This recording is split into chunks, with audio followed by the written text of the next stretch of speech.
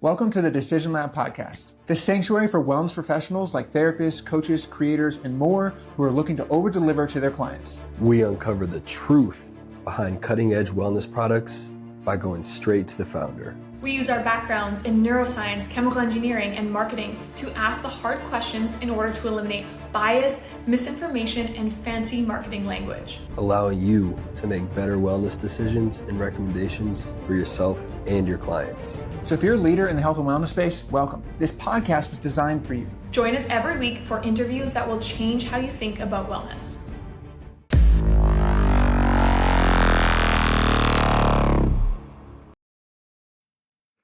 Hello, everyone. Welcome back to the Decision Lab podcast. And today we are talking to JP Errico. JP is an expert in neuroimmunology with over 2 decades of experience researching how the immune and nervous system impacts inflammation, metabolism, mental health, and aging. This is right up Cody and I's alley, so we are very excited for this one today. JP is also the founder of Truvaga, a handheld vagus nerve stimulator, which we will dive all into. He is the co-host of the Health Upgrade podcast and the author of the book, The Vagus Immune Connection. He is dedicated to making complex science accessible and practical for everyday health. JP's work provides clear, actionable insights on topics like cognitive function, sleep, and the connection between the immune system and overall well-being. Welcome, JP. We are so thrilled to have you today. I'm glad to be here. Thanks for inviting me. I'm pumped to chat. Something I love to ask people is if your parents were going to describe you in 3 words, what do you think they'd be? Bright, ambitious, and I was like the ambassador of the beach, man. When they took me out there, I was friendly and open and always interested in engaging people. So extroverted. I like that. How have those qualities helped you in your career so far? You know, obviously, I think Sam Harris, the American philosopher, I don't know if you guys know who he is. Oh, yeah. Sam Harris did one of the coolest TED Talks I've ever heard. It was about AI. I disagree with him about half of what he said, but it was still so entertaining and great. Intelligence is one of the most important assets that we have, if not the most important asset. Everything we have and value, we either can, directly say was generated by our intelligence as a species, or it's required to safeguard and save it. So that's one of his lines. I'm ripping him off there by saying that, but I think intelligence is really, really important in pretty much everything you do, and making good decisions is really important. So that part of being an entrepreneur and making good decisions is directly correlated with your intelligence. Being extroverted and open to not just people, but to ideas. I mean, nothing makes me more scared than sitting in a room where I've said something and everybody just nods his or her head and just says, yeah. That's the point at which I'm like, okay, time out. I'm not that good. Okay. There's got to be some downside to what I just said. Let's dig into it. I want to make certain that this is a smart thing for us to be doing. And being open, being friendly, that's just a good way to be. I couldn't agree more. I definitely resonate with almost all of those qualities. So I feel you on that. What about if I had known you in middle school?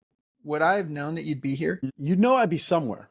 I mean, my classmates knew that I was going somewhere, but I'm not one of those guys that they would have looked at and said, well, he's either going to be on the cover of Time magazine or he's going to be doing Time. I'm not one of those guys. They all knew I was going to do something good, but the idea of being in medicine or in healthcare, I don't think people would have pegged me for that. I think if you knew me late in middle school, like 7th and 8th grade, you'd be like, that guy is going to go work for NASA, or he's going to be a physicist, or he's going to be, in some university, high tower, ivory tower, doing math for a living or something. That was sort of my love. In fact, I used to say, when I turn 50, I'm either going to be, studying physics and eating cat food or caviar. I don't care. I'm going to be studying physics. And I'm pushing 56 and I'm not doing that yet. So I think maybe I'm a little late on getting to that aspect of my life, but it's all good. Hey, we'll get there. Speaking of ivory towers, you have an interesting career path.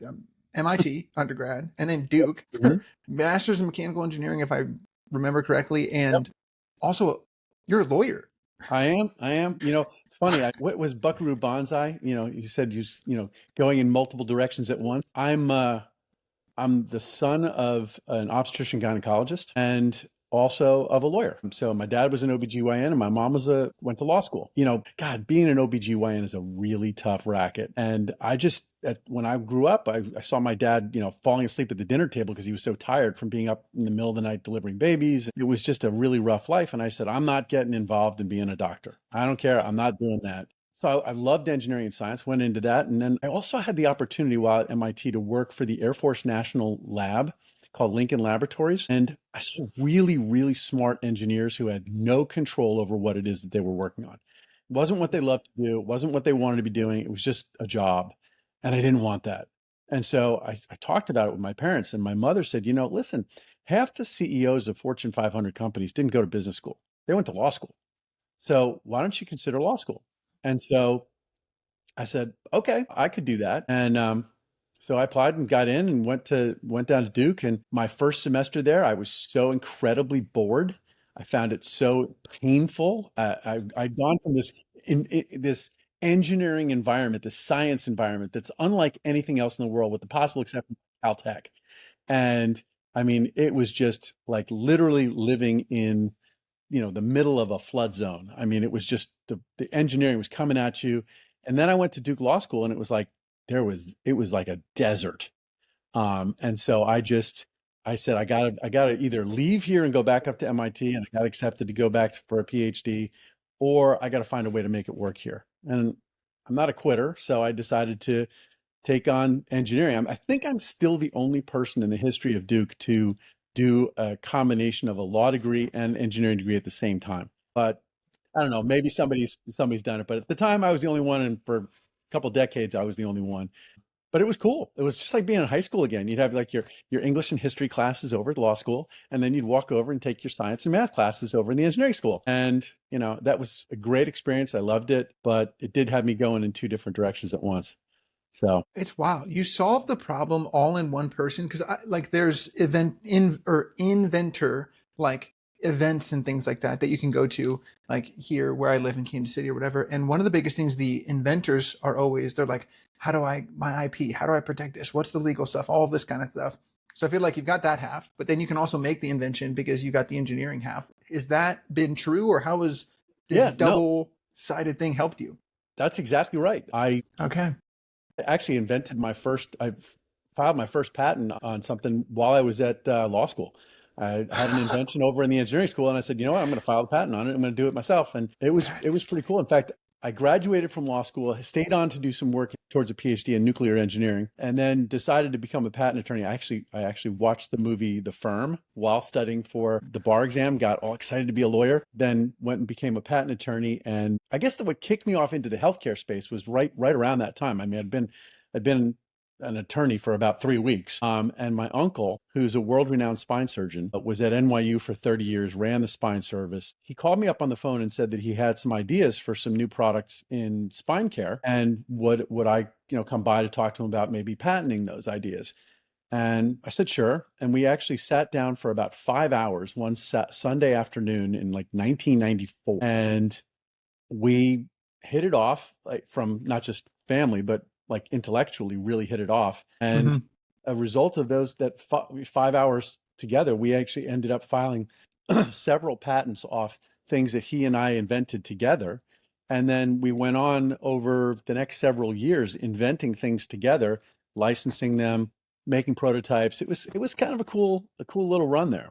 And because of his connections, we were able to license things off to really big companies, Johnson & Johnson, Medtronic, people like that. And it was pretty wild, like being 26 years old and sitting in the same room in a penthouse hotel room with the CEO and COO of a multi-billion-dollar company, talking with them about, IP transfer and all that kind of stuff. So it was cool. It was really cool. Do you have any major learnings from this time in your life? Because the medical device space is incredibly challenging. It is. I will say that it's not, the path that I took was probably unique. It was because my uncle had such good relationships with these companies and they were currying favor with him. It was so much easier to open doors. So if you're an engineer out there and you've got some good ideas, I would say find a relationship with a senior physician or scientist out there who will be a great mentor and help you. I would say that he and I really together made decisions. I mean, I don't think there's too many decisions that I ran out and did all by myself, and he didn't either. We would sit down and have long conversations, oftentimes just while he was commuting to and from work. And we'd come up with crazy ideas, both technically and on a business front. And, it wasn't always, they didn't always work out well, but, you just stick with it. You stick with it and see what happens. And not every invention was worth, the time I spent on it, but some of them were worth billions. So it's just keep doing it. Just keep doing what you love. Something I cannot help but think about is this is two things. Your uncle's older than you, way older, and he's also your uncle. So there's that level of almost and your godfather. Okay, there's this level of authority, or but you come in as a 20-something with we are equals, man. You're not going out here doing this by yourself. How did you do that? Was there any imposter syndrome? Was there any thoughts? Did you always have the confidence? What? Talk about that. It's funny. I'm going to answer that in a couple different ways, because there's a great quote that I heard from it's actually the wife of one of my uncle's colleagues. She actually spent time out in Silicon Valley and was involved in some of the startups in the 1999, 1998 timeframe, so the original dot-com bubble. And what she said to me was that to start a successful startup company, you need four things. Four guys who are 29 years old. That's it. They need to have enough energy to do more work than anybody else. And they need to be inexperienced and dumb enough to think that they can actually get away with it. That's what you need. And so the second thing I'll say is that my uncle is my father's much younger. He's actually the love child of the family. The rest of everybody's 7 to 12 years older than he is. And he was the product of a fight that my grandparents had and made up. And all of a sudden I was like, hey, guess what? We're having another kid. So he grew up almost a half a generation younger than my parents, and only a half a generation older than me. And if you look chronologically when he grew up in the 60s. So, and went to school in the early 70s, in high school and things like that. And so we sort of joke about the fact that he's 16 years older than I am, but I'm the older brother when it comes to responsibility. He was very comfortable with listening to what I had to say. He knew his stuff, but he knew that I had some pretty good instincts about things. That's awesome. Before we dive into my favorite topic, neuroimmunology and all those types of things, I would love to, I feel like this, I'm not specifically an inventor myself, but do you have a memory of your first invention, or what was it like? Yeah, I do. It wasn't anything major. It was a sort of a composite material that took the benefits of a type of metal it's amorphous metal. It has no crystalline structure whatsoever in it. It's like they call it met glass. It's metallic glass. It has incredible tensile strength, but really no compressive strength whatsoever. And ceramics are known for having really, really good compressive strengths, but not very good tensile strengths. So I came up with this idea of combining the two in this composite material that would be almost like reinforced concrete, but using met glass and ceramics. So it didn't go anywhere. It was actually a patent I wrote for a patent class at school, but it was my own invention. I actually came up with 2 or 3 inventions for people that were in the class that couldn't come up with one of their own, but they needed to write a patent.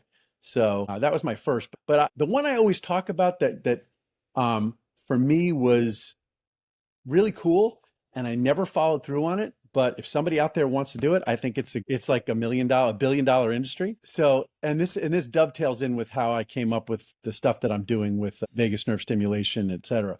So back in the 1998, 1999 timeframe, I was working with my uncle, who introduced me to one of his colleagues who was a young neurosurgeon who was doing deep brain stimulation for things like Parkinson's disease and essential tremor. So these are patients who have, they're shaking. They have this uncontrollable shaking associated with their condition.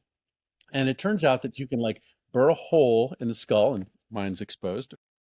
You can burr a hole and drive a lead all the way down and deep into the brainstem. And if you find exactly the right spot, and it takes 6 hours to find the right spot, but when you do, and you stimulate that area of the brain, the shaking stops. All the symptoms go away. I mean, it's truly magical. And so I was fascinated by this, and he and I hit it off. And he was a young guy, and we'd go skiing, we'd hang out, we'd go to dinner. And, he was telling me that anytime anybody had ever cut a nerve, and as a result of cutting the nerve gained a benefit, you might be able to stimulate the nerve instead and get the same benefit. And so I stored that in the back of my head. It was like a little nugget of information. I stored it in the back of my head, didn't do anything with it for like 5 years. Started another company. He moved off to go to the Cleveland Clinic. I was in New Jersey, started another company, built it, we sold it off 4 years later. But that same little idea was just sitting there. It's like, I'm going to find a place where they cut a nerve and gained a benefit, and I'm going to start a neuromodulation company around that. And so it was just after I got married. My wife was downstairs cleaning up the kitchen, trying to reorganize it with my bachelor pad before we got married. And I didn't want to go down and help. I was like, I'm not changing my kitchen. And I sat up in my study, and I'm sitting there typing in cut nerve, things like that.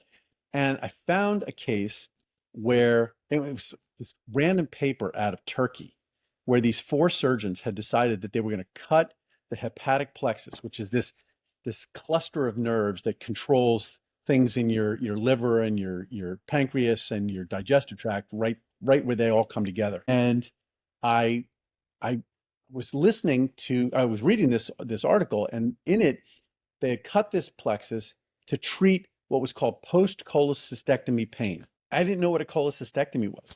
I mean, I'm sitting there going, well, do like 4 people have this problem? Well, it turns out that that's having your gallbladder out, and like 800 to 1,000 of those are done every year.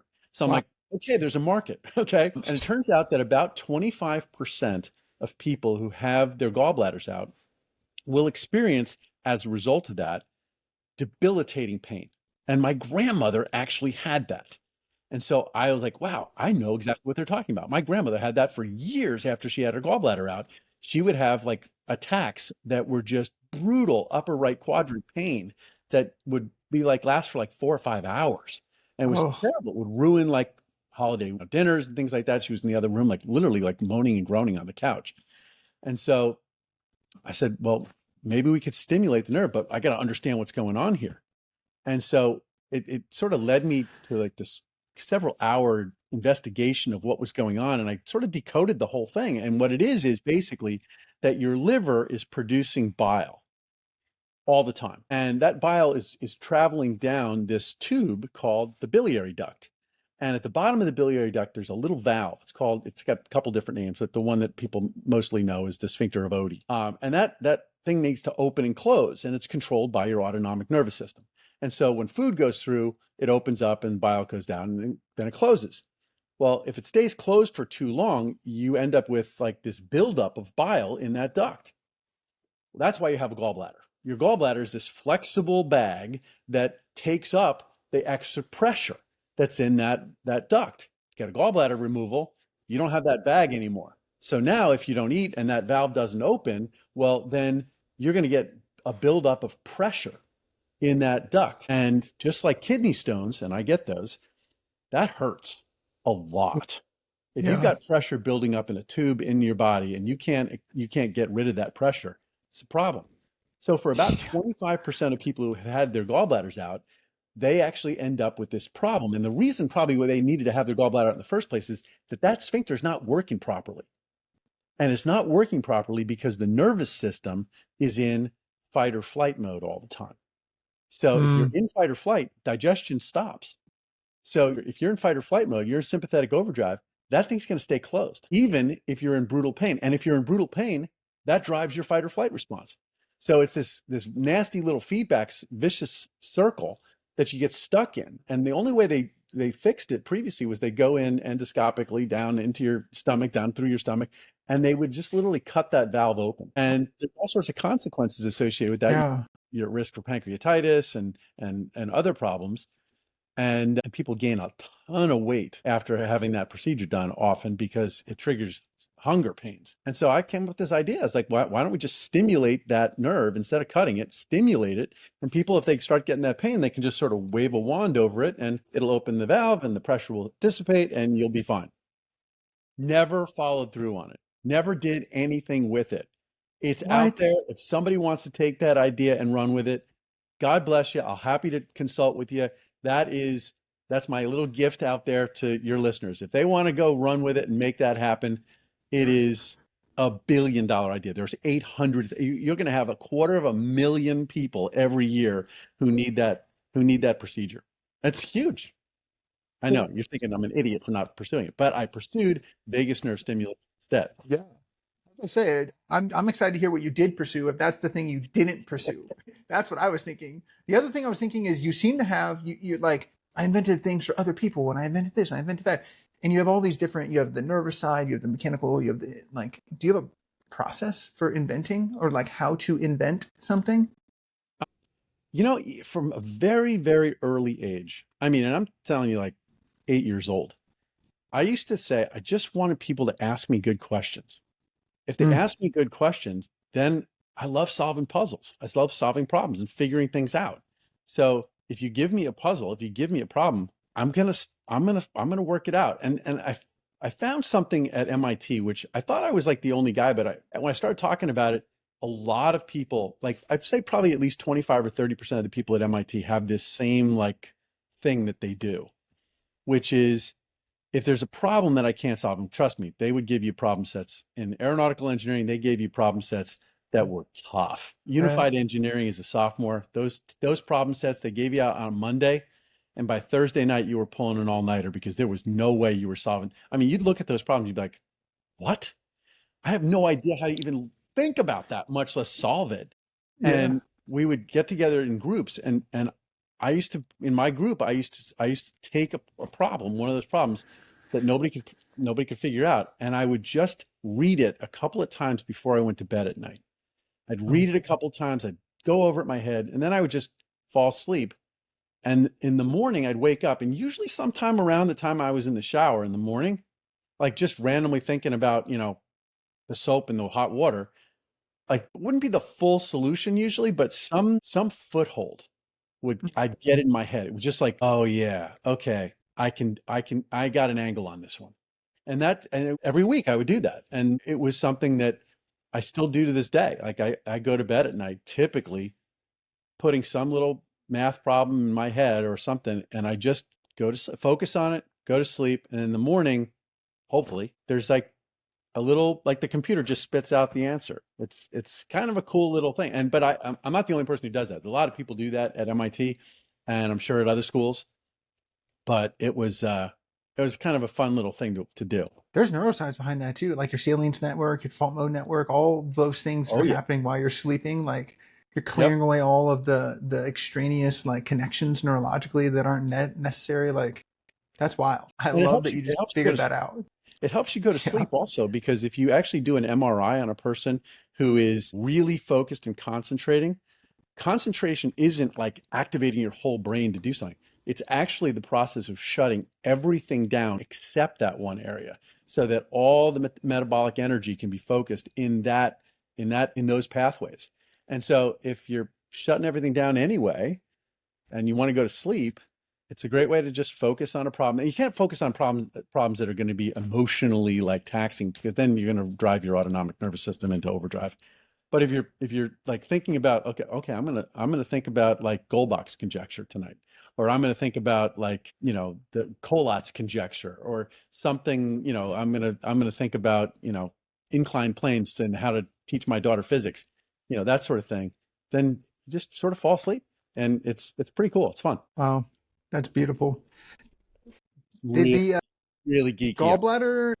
Yeah. It's okay. I love it. Did the gallbladder invention kind of spur you into this like neuromodulation, like neuroimmunity, like the place that you're at now, or is that a different? It's a different story that happened exactly at the same time. And I actually presented to the board of directors that we had, because we had started this company, Electrocore, really without having a clue as to what it was that we were going to focus on. And I was the one sort of tasked with going on trying to figure something for us to focus on. And I brought these two ideas to the team. And I said, listen, the one I really want to go after, I think, is the vagus nerve stimulation one, but I want to just share this with you. And everybody said, boy, these are two really good ideas, but I think there's more there's probably a greater number of things we can do with the vagus nerve. And so that story it really happened at the same time. It was that same, avoiding rearranging my kitchen afternoon where I found another article. It was an article it was actually my birth year. It was 1968, which is like, sometime before I think muskets were invented. And I was reading in this article, and it was from the old Soviet Union. I don't speak Russian, but it was a translation. But in the article, what they had done was they had taken dogs and they had sensitized the dogs to an allergen. So the dogs were all allergic to egg white. And so they took this group of dogs and they divided them into two groups. In one group, they cut the vagus nerve. In the other group, they left them alone. And then they exposed them to what would be a lethal allergic dose of egg white. All of the dogs that had their nervous system intact died. But all of the dogs that had their vagus nerves cut survived. And unfortunately, or fortunately for me, that's where their research ended. I guess they were like, in Russia, they're like, we now know how to stop anaphylaxis. We just cut your vagus, and I'm saying, like, I don't really want to do that. But we decided that we were going to try to see if we could duplicate that by stimulating the vagus nerve. And it was it was really cold. It was February of 2006. We went to Columbia University Research Hospital in New York and met with some research anesthesiologists, and they actually did the experiment. They took, in this case, guinea pigs, not dogs, because I'm a dog lover and I hate the fact they do that to dogs, but guinea pigs, they took them, and I'm sure there's guinea pig lovers out there like, what's wrong with guinea pigs? But we took the guinea pigs and we opened their necks up and exposed the vagus nerve and wrapped a lead around it, and then gave them a lethal challenge of an allergen, and they all survived. And it was pretty cool. And my uncle, who was a surgeon, he's like, we always talk as doctors about like saving people's lives, but we really don't. We just like take their pain away or we give them function back. It's pretty rare to actually literally save a life. And that's what this could do. And so that was pretty exciting. And that literally started us on this mission of trying to figure out, well, how did it do that? Why does it work? We knew that implanted vagus nerve stimulators were already used for epilepsy and were being studied for depression, but this was like an acute use. It wasn't like a chronic problem, that sort of thing. This was like, we're stopping something that's going to kill you in like the next 5 minutes, and we can do it right now. And that was really exciting. And it led to us doing work in asthma, because the anesthesiologists were like, their airways are just staying wide open. And so we did that. We actually went into humans in that. We were going to do it. We did multiple human studies with treating asthma patients who were in the emergency room. They couldn't break their asthma attack with albuterol. They couldn't, they were on nebulized, medications, not breaking the asthma attack. And we could place a lead in the neck. At this point, it was like literally sticking something in the neck, turn on our signal, and the patients would just sit back and be like, what did you do? Oh my God, I can breathe again. I've never felt this open before. I'm like, we're on something really cool here, and I got to figure out what the heck is going on.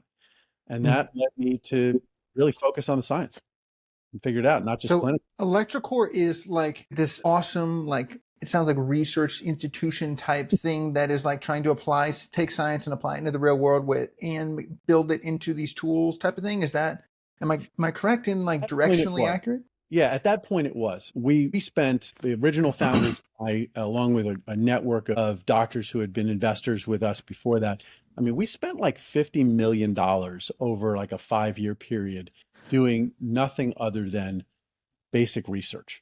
I mean, it really was it was a science experiment for the first 5 years. I mean, it was really the coolest part of it was when we were actually literally ready to go into a full-fledged FDA clinical study to get an approval for the use of this percutaneously placed electrode in the emergency department. I mean, we were ready to go. And we had Johnson & Johnson interested. They're like, this is a $2 billion a year business. When my really good friend, who was my VP of research, he's also an MIT PhD in physics, name's Bruce Simon, just one of my closest friends, a great guy. He and I kept saying to him, it's like, we got to figure out how to do this non-invasive. We have to figure out how to, just so a person can hold it up to the neck and deal with it and do it themselves. And he and I, mostly he, came up with like 8 different ways to do it. And we patented all of them. And then we worked to try to really perfect the one that we both agreed was going to be the easiest and sort of simplest for people to use. And that ultimately became our product. But at the time that we developed it, it was really cool because, all of a sudden when it was handheld, like everybody wanted to try it. It was amazing. Nobody wanted to do it when it was a percutaneous stick right into your jugular vein. But, when it was just a handheld and it took 2 minutes to do, everybody wanted to try it. And we had this period of like 6 weeks where we went from having a grand total of like 20 people in the world who had done what we were doing to like 600 experiences in like no time at all on everything. People just wanted to try it. And so we got all this feedback of like, it stopped my nasal congestion. It got rid of my headache. It made my like perimenopausal depression go away. And like, I'm sitting there going, we are either doing the world's greatest snow job of like selling snake oil, or there's something so fundamental that we're doing that we really have to get to the bottom of it. And fortunately, it was something real. So it was a really exciting time. And honestly, probably the coolest, there was a guy who worked in our company, still there actually, and he has asthma, and he was suffering with an asthma attack. And I'm sitting in his office and he's wheezing, and I'm looking at him and I was like, John, dude, you need to take your albuterol. He's like, I hate that stuff. I hate it. It makes me jittery. It's like drinking 10 cups of coffee. I don't want to do it. I said, but dude, you can't breathe. I can hear you breathing, like you're wheezing. And he said, I can just suffer through it. And then a light bulb went off my head. It's like, would you be willing to try this device that we spent $80,000 to buy this device that like could kind of do what we wanted it to do? It was a nerve velocity conduction measuring device, and we could reprogram it and it would like literally burn itself out after 2 minutes. And he said, sure, I'll do it. And we had an anesthesiologist there, and we went in, and he's like holding this like giant paddle up against his his head, and he's like, I got it so weird, I can feel it in my jaw, I can feel it in my like, and then he just sort of stopped and he started heavy breathing, and I'm like, are you okay? And he's like, yeah, it's gone. I was like, what's gone? He's like, my asthma attack, it's gone. And I said, really? And he's like, what do you do? I said, what are you doing? And he said, I'm trying to trigger it. I can usually trigger one by like hyperventilating, but I can't do it. And I was like, that's so cool. We just watched the very first non-invasive cervical vagus nerve stimulator treat an asthma attack right here. And it was you, John. It was you. That was like, honestly, and that was like one of those like aha moments. You're like, holy crap, we really did something cool here. Anyway, that was really fun. That's wild. Yeah, it was cool. It was really cool. What is happening when you're stimulating the vagus nerve? Mm-hmm. Okay. All right, cool. Now we get into the deep science. All right. So it turns out that there was a guy, and listen, he's brilliant and he deserves the Nobel Prize. His name is Kevin Tracy. And Kevin Tracy's a neurosurgeon who runs the Feinstein Clinic in New York. And in the year 2000, he published a brilliant article. It was in Nature magazine, which is like one of the top science journals of all time. And what he did in that study was he took a group of rats, wild type rats, and he grouped them in 4 different buckets. And the first bucket he just did a measurement of the amount of inflammatory cytokines in his bloodstream, the TNF alpha, IL-1, just how much inflammation was going on in a wild type healthy animal. And it's negligible. Literally like immeasurably low. And then he injected a group with something called LPS, which is lipopolysaccharide. It basically mimics having a massive bacterial infection, and it basically causes you to go into septic shock. If I were to give you guys that, you'd feel like you had the flu, a really bad flu for hours. And they do this to the animals, and the animals, when you measure their inflammatory cytokines, they're through the roof because it's causing this massive inflammation. And then he cut the vagus nerve. So again, getting back to that cutting the nerve. And what he found was that it actually made the situation worse. Now that's a little controversial because some other people found it the other way. But then he said, what happens if I stimulate it? And so he stimulated the cut end of the nerve. And what he found was he could drop those cytokine levels by a factor of like 90%. So it was really, really cool. And he called it the immune reflex. So it was the way that the nervous system controls inflammation. And so that was his argument. It's now referred to as the cholinergic anti-inflammatory pathway. So when you stimulate the vagus nerve, one of the things that you're doing is you're activating this immune reflex, which is decreasing the immune activity in your body. So that's one of the things that you do. Now, as I said before, they already had implants for treating epilepsy and other things that stimulated the vagus nerve. Their focus was what was going on up in the brain, not in the body. And what they showed was that when you stimulate the vagus nerve, the signal goes up into the brainstem and it causes the release of a series of different neurotransmitters. Things like norepinephrine or noradrenaline, they're the same thing.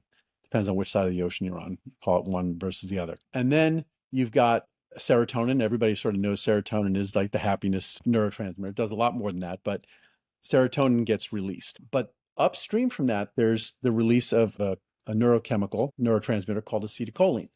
Now, it turns out that acetylcholine is super, super, super important because acetylcholine is how your nervous system communicates with your immune cells. And that is really the fundamental underlying reason why it has all of the neurological effects. It has these effects peripherally with respect to inflammation. And ultimately, it's the same receptor that controls your metabolism also. And we can get into that as well, but that's a slightly different pathway. But at the end of the day, it's this really cool anti-inflammatory thing that's going on in your central nervous system that leads to everything from treating headaches and depression and anxiety to preventing neurodegenerative conditions. And some of the work that I'm still focused on a lot is what it does for kids. And I think we've got a potential to show that vagus nerve stimulation can prevent autism and schizophrenia. And so we can dive into that. That's one of those things where like, okay, everybody's eyes go like, oh my God, you can. And yeah, I think we've got a really good understanding right now. I don't understand why it's not on the front page of the New York Times. But for the last 10 or 15 years, we know one of the really major causes of both autism and schizophrenia, and it's inflammation. So if we can reduce the inflammation, we can treat it or prevent it. Please, I would love if you could break that down a little bit. Because Sure. my background is psychoneuroimmunology, so I love it. The old HPA axis, like this makes sense to me, but please, for someone who is hearing, oh, you can cure autism and ADHD, are you also an anti-vaxxer? Like what's going on here type of stuff? Like, please help combat some of that with some of the science. And I'm happy to fill in any blanks too if needed. Yeah, no, absolutely. Happy to. And I'll start off because I know it's like the third rail of discussing anything. I'm not anti-vaccination. Vaccines are one of the great things that humanity has ever created. But there's never a free lunch, okay? Which means that it is not 100% a good thing. It's 99.9, but there are some consequences. There are some downsides. The FDA wouldn't have a reporting center for it. They wouldn't go through an approval process if there weren't risks. And we just have to be honest and acknowledge the fact that vaccines are wonderful, but they do have some consequences, and we just need to maybe protect against some of those. But let's leave that for right now because that's a side issue. Just needed to give my bona fides that I'm not like a certifiable wacko here. Okay, so let's go back to obviously, conception. There's one cell. It's dividing. It divides for a period of time. During that period of time, it's implanting into the side wall of the uterus. At that early stage, there's three structures inside that, or three structures overall. There's the placenta, and then there is the embryo, and then there's something called the yolk sac. Now, the yolk sac is ultimately, in my mind, the great analogy is you've bought a really big piece of land and you're going to build a skyscraper on it. What's the first thing that your contractor does? He moves a mobile home onto it. Okay, the mobile home is going to sit there until there's enough of the building built that he can move his offices inside. And inside that mobile home is where the contractors and the architects and the general managers, they all meet there because it's air conditioned. And, that's where they're going to discuss all the different next stages of the development of the building. And then they leave there and they go into the building with their teams and they do all the work. That's kind of what happens during development. The yolk sac is on what's called embryonic day 7.5. There is a massive migration of cells out of the yolk sac into this embryo, which is literally just not much more than 3 layers of cells. And those cells that are moving into it and sort of invading the embryo are called macrophage progenitor cells. And these are cells that are like the stem cells for the workhorses of your immune system, which are macrophages. And, unfortunately, macrophages were originally discovered in an inflammatory setting And so there's this bias that that's what their principal thing that they do. They're just sort of lying there waiting to attack. It's not true at all. 99% of what they're doing is actually fundamental to building you, maintaining you, supporting you, regenerating you throughout life. These macrophage progenitor cells move into where your heart's going to be, where your skin is, and where your liver is, and then into your neural tube. Literally, it's an empty tube. There's nothing there. And they move in there, and they then begin choreographing and conducting the entirety of building your brain. They build the blood-brain barrier, and then they go to work building the vasculature, literally prompting the neurons to be developed. It's called neurogenesis. They are prompting the growth and the conducting the direction of the growth of axons.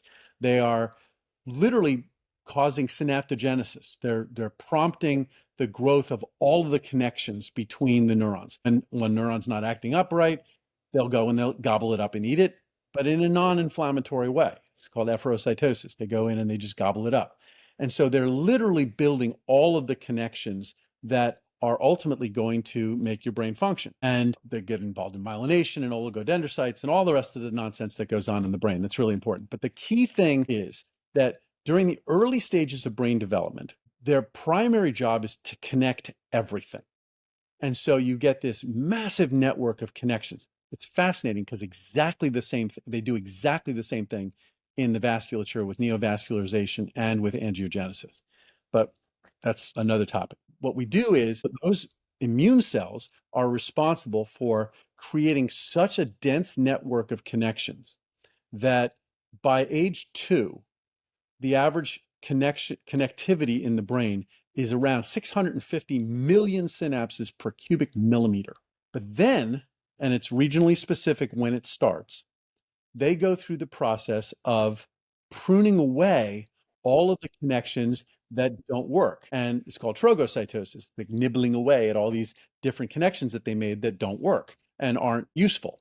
So this is where your environment and sensory inputs and all that kind of stuff come in, because your brain is getting all those inputs, it's running it through its processing, and the connections that need to be reinforced get reinforced through long-term potentiation, again, choreographed by those microglial cells, or they get taken away.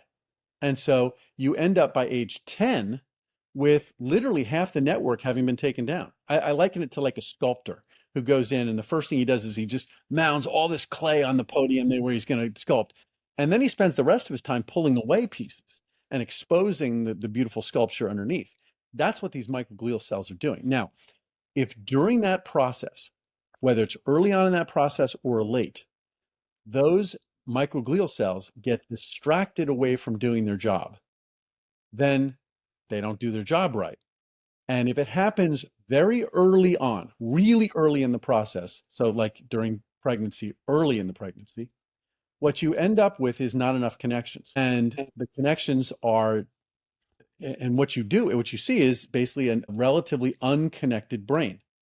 And if you go and you do a postmortem autopsy and histopathology on a brain of a person who has schizophrenia, that's what you find.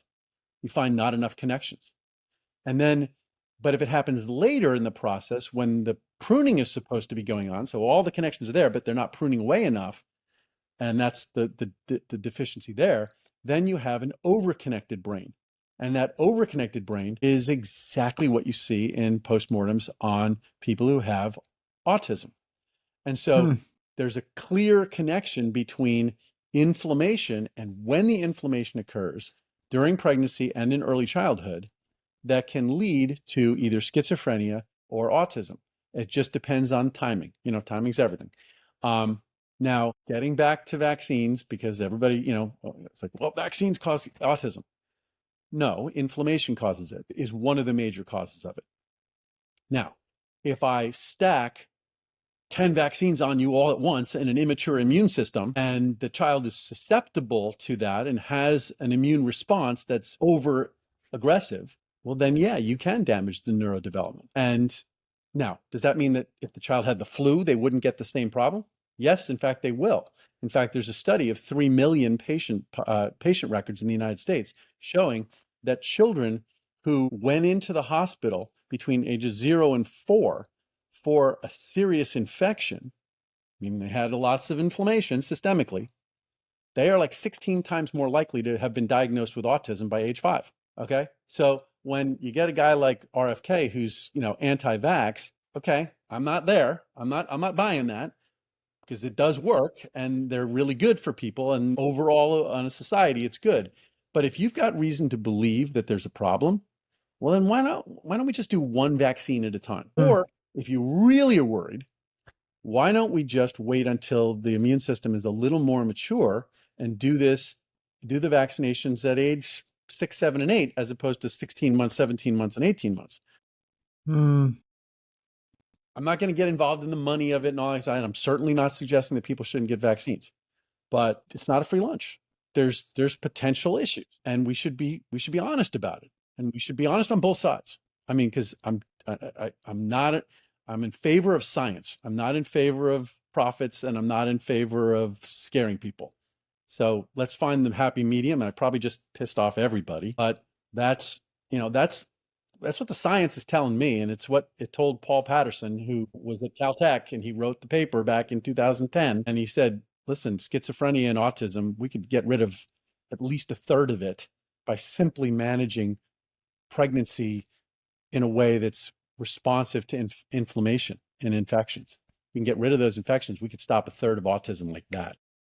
And is vagal nerve stimulation, or even vagal nerve stimulation, like outside of the non-invasive vagal nerve stimulation, a way to potentially do that? Or like, how did you lead into Truvaga?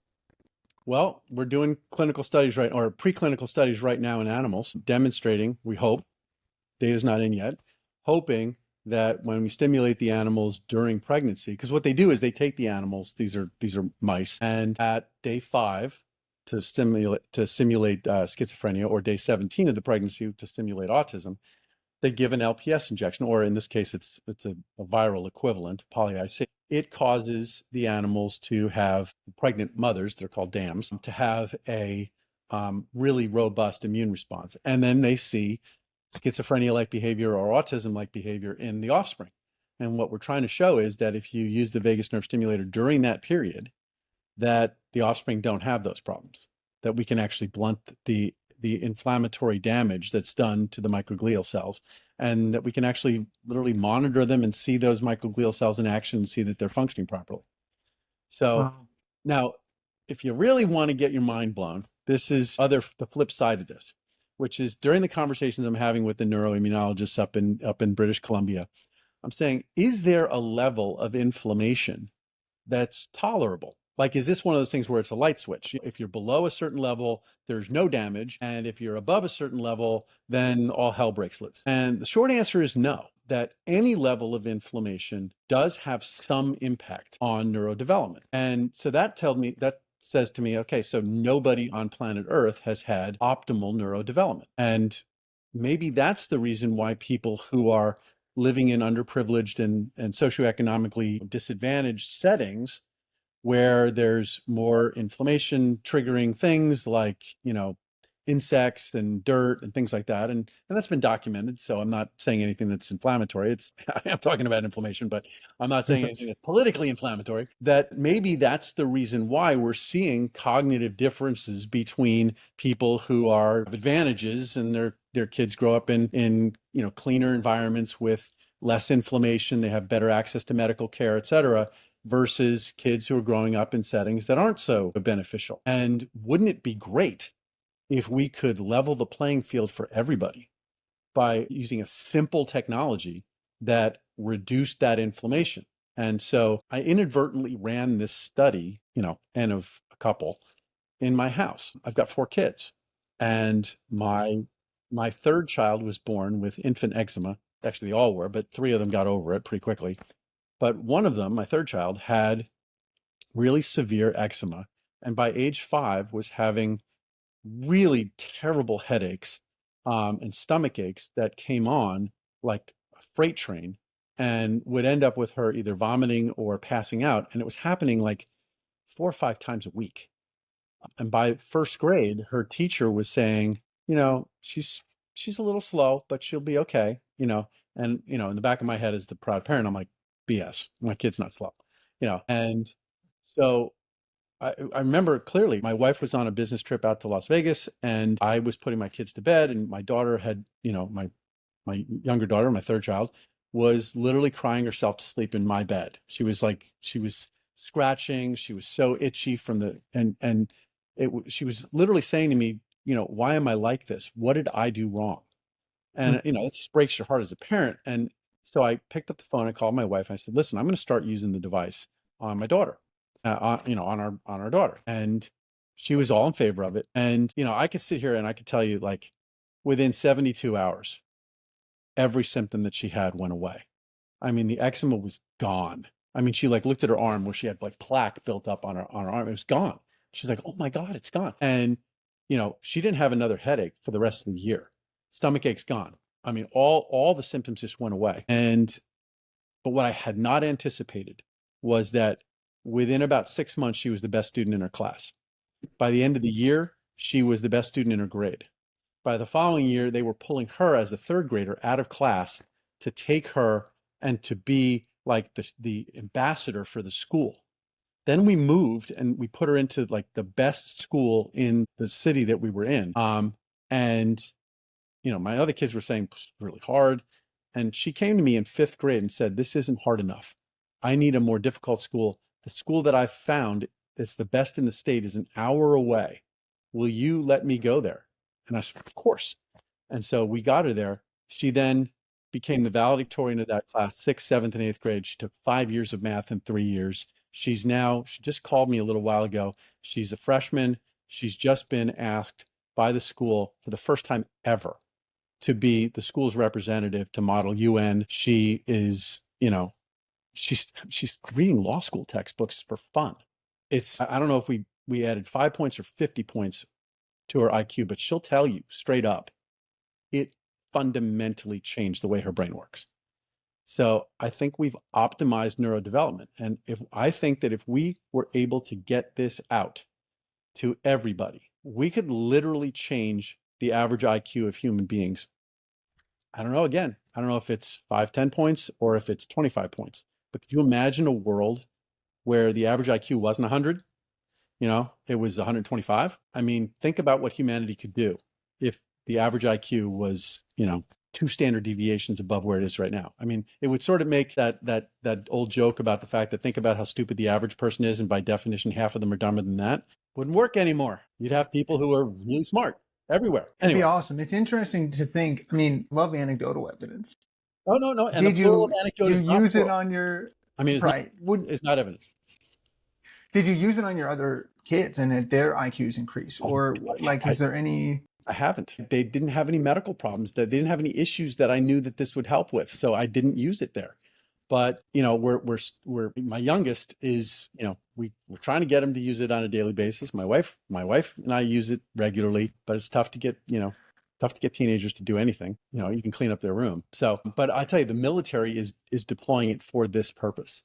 So back in 2016, DARPA, the Defense Advanced Research Projects Agency, funded a $100 million program called the TNT program, Targeted Neuroplasticity Training. And they were looking to find whether or not the anecdotal reports in the literature around cognitive improvement associated with neuromodulation were real or not, and whether or not they could use it to make soldiers and their consultants and all that kind of stuff learn faster and be smarter.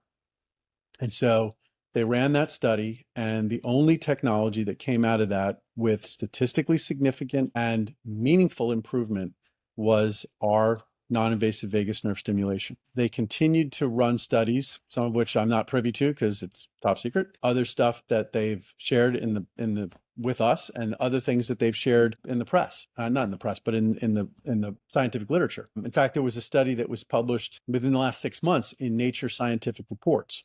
It was done at the Defense Language Institute, which is where they send their high-performing operators, et cetera, to learn a new language very quickly. And they ran a study looking at whether or not vagus nerve stimulation could accelerate the pace of learning. And what they reported was that it increased focus by 30% or more. It improved recall by over 40% and long-term learning by over 50%. And that's just one of several different studies that they've published.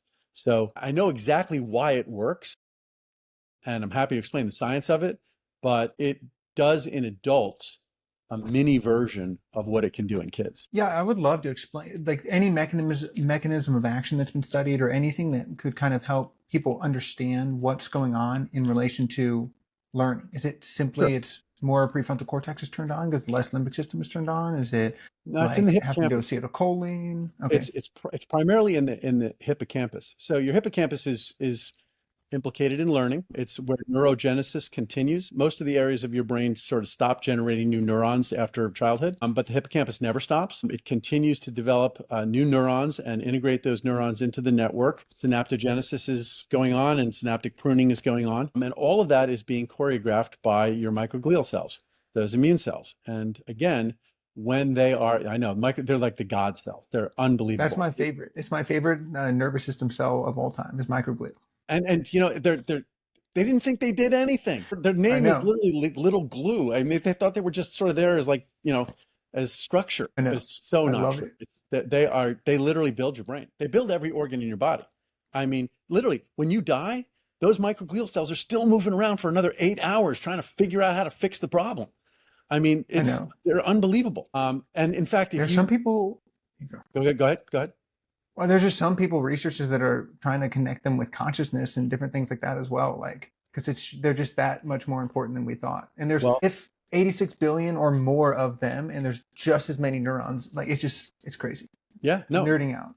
No, preach on, man. They're the God cell. And in fact, there's a lot of papers being written that the autonomic nervous system and the vagus nerve in particular is the root of consciousness, because consciousness is self-awareness and your brain needs to be aware of what's going on in the body, and self-awareness and the primary conduit for that information. I mean, 80% of the nerve fibers that are in the vagus are afferent. They're bringing information up to the brainstem.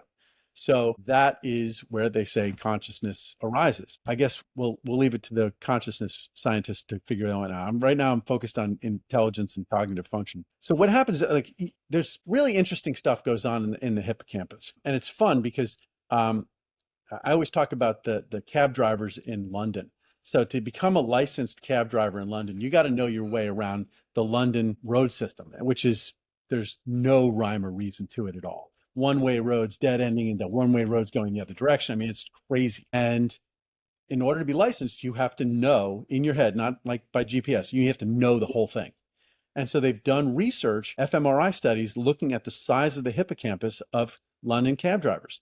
And it's like statistically significantly larger because they have to remember and learn such an incredible amount of information around logistics. And apparently that takes up a lot of volume in the brain. But so what happens is when you're exposed to something new in the hippocampus, there's neurogenesis. There's a triggering of new neurons being created, and about 1 in 10 of them actually migrates into the right place. So one of the big jobs of the microglial cells is to chew up the ones that don't go to the right place.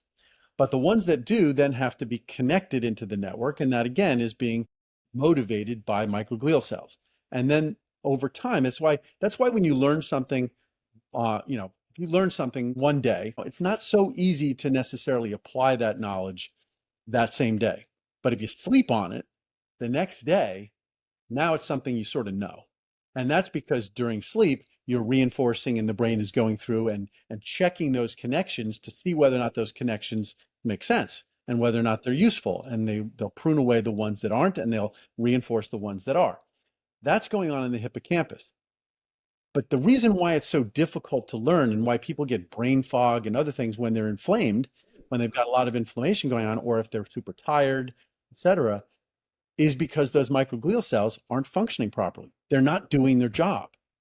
And so what happens is, if you're at the Defense Language Institute and you're trying to learn Farsi and you're studying and you're under the gun because you're going to be deployed to Yemen or whatever, you got to learn this stuff. There's some stress, there's some, late nights, et cetera. It's tough to learn, but they're doing it. But now if you strip away that inflammation and you redirect those microglial cells back to doing their homeostatic tasks, the things that they're supposed to be doing, neurotrophic things, then you learn better. And they've shown it. They've shown it in studies where they've held, volunteers awake for 36 hours and then asked them to read really complicated material. And what they find is that not only does stimulating the vagus nerve with our device enhance the individual's ability to learn, they retain that knowledge for up to 90 days so much better than people, because once the network is formed and reinforced properly, of course you're going to remember it because now it's there efficiently and appropriately. If you're trying to figure out how to use a sort of malfunctioning network to connect together because your microglial cells are all, amoeboid and angry, they're not going to do the job. They're not touching and testing the synapses to detect whether they should be there or not. So it's pretty exciting stuff. I mean, I got to tell you, it's like, sounds like Star Trek, but it's happening. So essentially what's happening is you're learning and your hippocampus is changing and it's migrating nerves from your hippocampus out to your neocortex eventually. When you're inflamed, microglia who are helping do that migration they get busy doing all the other immune things that they need to do. So they stop helping migrate these cells from hippocampus out to the neocortex, and that interrupts that pathway of you being able to have better learning. Yeah. You're not learning as quickly. You haven't optimized your learning. That's why getting a good night's sleep, you can go to school and you're like, I get this, That's why people say, don't cram all night the night before a test. You're not going to do well. Do the studying over a period of days and you'll integrate it into the network so much better. Got it. Wow. Who's the ideal client for Truvaga then, would you say? It's funny. I had the right answer to this actually came from a nurse practitioner that I had the pleasure of talking with for about an hour, explaining all the different things and all the different ways inflammation affects your body and how the brain works and how your inflammation levels, and what it affects. And she sort of looked at me and she said, I'm thinking about our clients and pretty much 95% of them should be on this. I don't know of anybody who wouldn't gain some benefit, whether it's simply they're super healthy and they want to have their metabolism functioning better. They want their cognitive functions functioning better. They want to reduce inflammation after working out. Any of those things, it will help. But people who have autoimmune diseases, people who are at risk for neurodegenerative conditions, people who want to live longer. That's the other thing that I'm, really, really focused on. In fact, I'm working with a group of researchers on a paper right now. I don't want to blow my cover here on this one, but I'll talk a little bit about the fact that I think it's one of the best anti-aging tools that we have, because pretty much every single thing that goes on in the body that ages you, whether you're talking about, mitochondrial dysfunction, or you're talking about epigenetic drift, or you're talking about dysbiosis, every single one of those things gets worse when you're in sympathetic overdrive, when you're in fight or flight. And looks like every single one of them, even down to the subcellular level where you're talking about mTOR and AMP kinase and autophagy, every single one of those things gets better and functions more efficiently when you're in a parasympathetic state of rest, digest, and restore.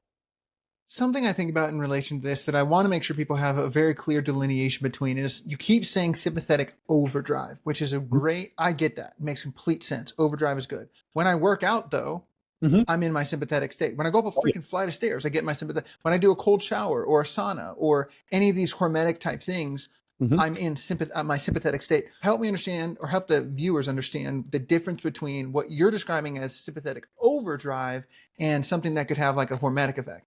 Perfect. That's a great question. And the analogy I always like to use is my dog. I've got this beautiful white Samoyed who spends most of her day lying on the cold tile of our floor with her tongue hanging out, mimicking a throw rug. Okay. I mean, she's just out. She's catatonic. And then every day around 1:30 in the afternoon, the UPS guy shows up. And when the UPS guy shows up, she's up in 30 seconds, huffing and puffing, barking, growling, making the guy outside feel like there's a real guard dog inside, and she's not. And yet 30 seconds later, she's back down on the tiles with her tongue out, eyes drooping, and lets out a big sigh, and she's back to sleep. That is health. That is healthy. That is the ability to switch between your parasympathetic and your sympathetic state and back again easily, quickly, and efficiently. That's resilience. That's what you want. You want to be able, that's one of the things when you go in for an executive physical, they put you on a treadmill to do a stress test, all that kind of stuff. And then they measure how quickly it takes or how quickly you can get back your heart rate back down to a low level and relaxed. That's really important. Human beings aren't very good at that because we cling to things that are like emotional and stressful. You know, you can have somebody cut you off on the highway on the way to work and ruin your whole day. Okay.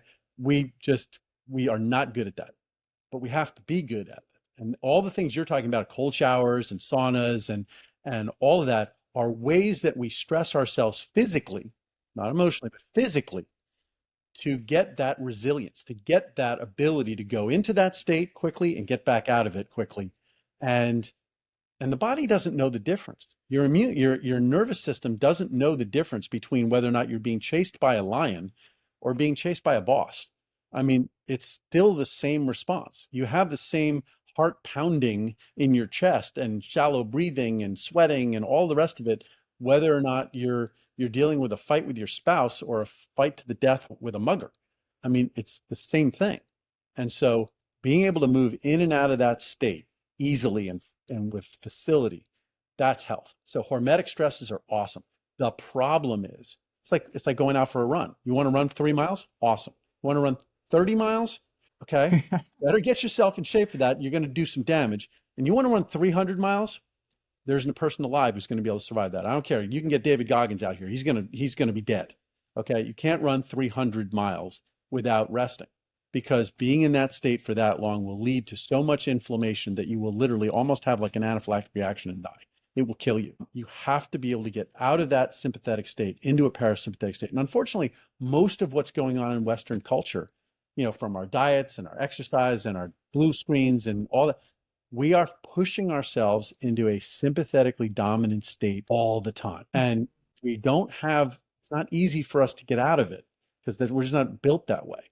And so this device, this Truvaga device that we developed, has the ability to very rapidly drive you back into that parasympathetic state completely, so that, you know, it affects panic. I mean, I've seen people in full-blown panic attacks. My older daughter, who was having some relationship difficulties with a boyfriend, was flipped out.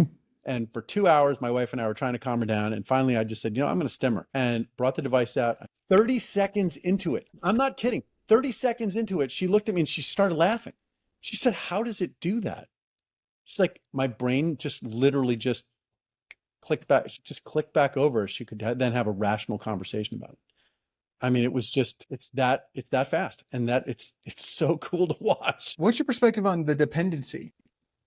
Like if I need to put something against, and I would love for you to show the device in a second so people can kind of see what you mean by stim somebody, but dependency, like help me understand what you think about that. Like if I need that to get to my parasympathetic state, what are your thoughts on that? I think it's the same thing as telling somebody to take a deep breath or tell them to take a walk, you know, tell them to take a walk around the block. You know, it's just stopping the autonomic nervous system response. That's the cortisol. It's what my wife refers to in her executive coaching business as an amygdala hijack. I mean, it's just literally stopping that emotional spiral that you're in that just, you know, it just doesn't work for people. Okay. I told you I wasn't going to do this, but I need to take 1 second to just tell my daughter that I'm not going to be able to get her to the gym right now because hey, my podcast is going longer than I thought it was going to, so you can just come directly home. Okay. Hi. I'm just telling you, you can come directly home. I'm still doing a podcast recording, so just come.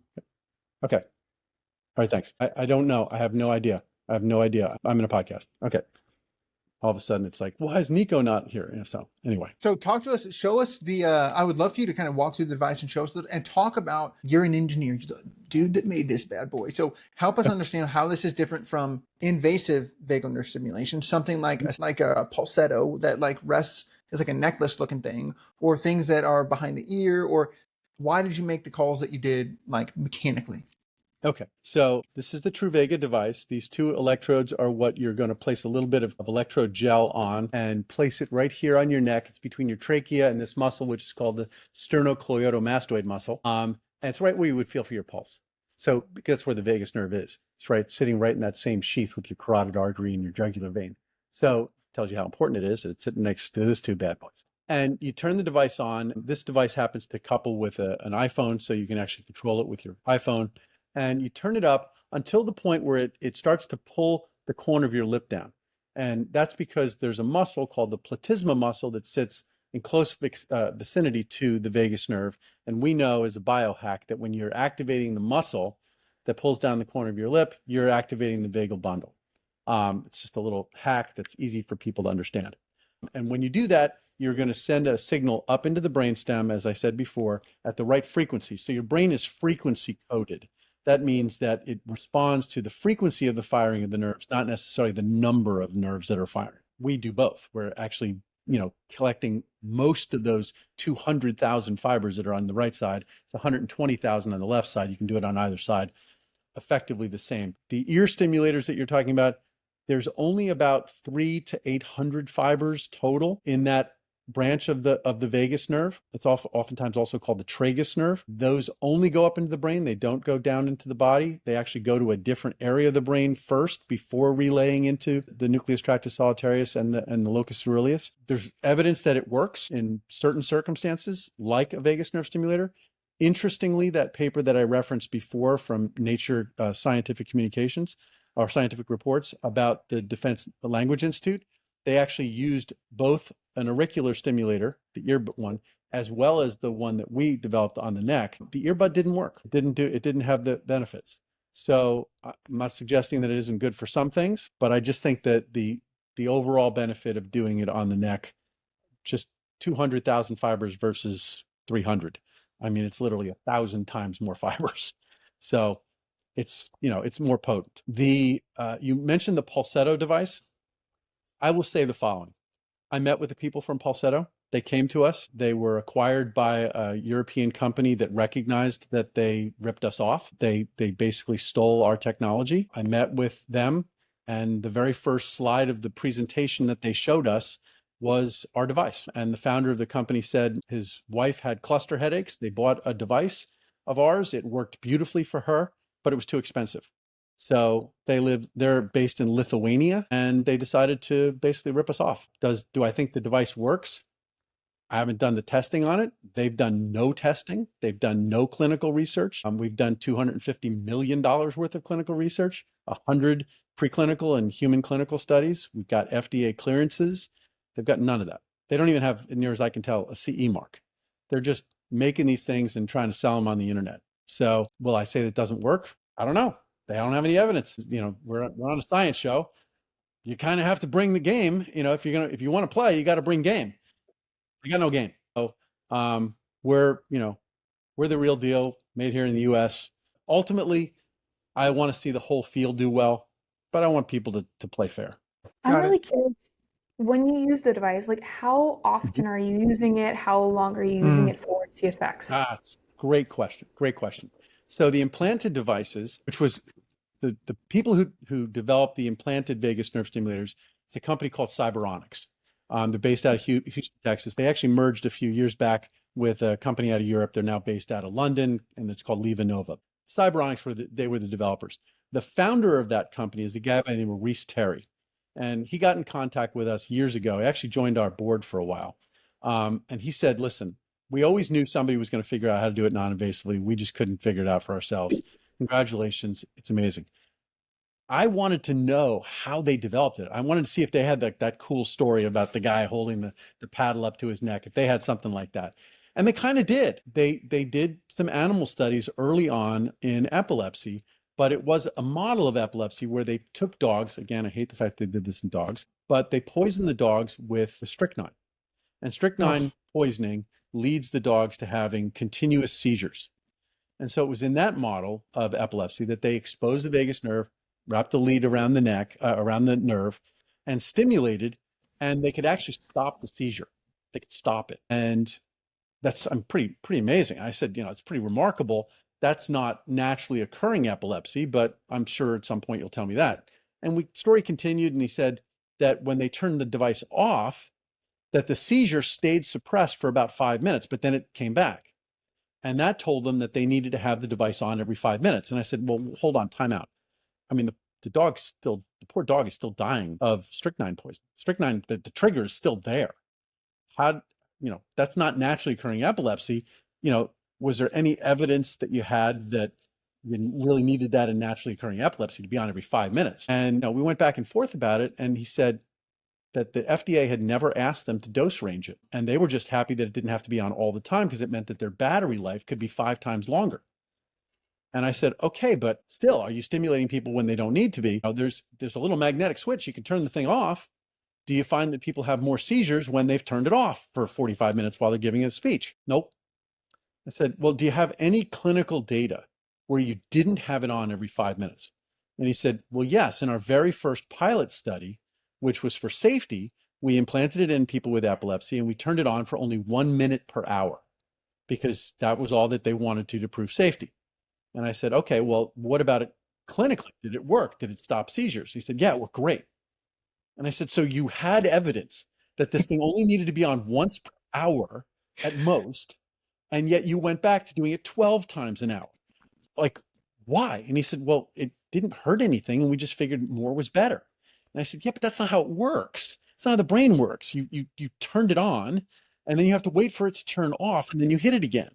It's like a light switch with timed lights. You can keep hitting the switch. It's not gonna make the lights any brighter. And he said, you're probably right about that, but the FDA never asked us to do it.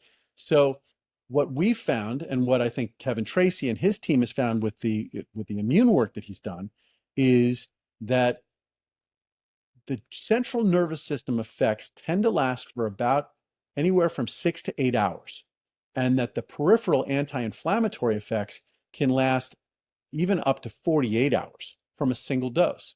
So what I tell people is, yes, you can use it as many times as you need to because the implants are on 300 times a day and it's safe, but you don't need to. And a really good dosing regimen is for 2 minutes in the morning and 2 minutes in the evening.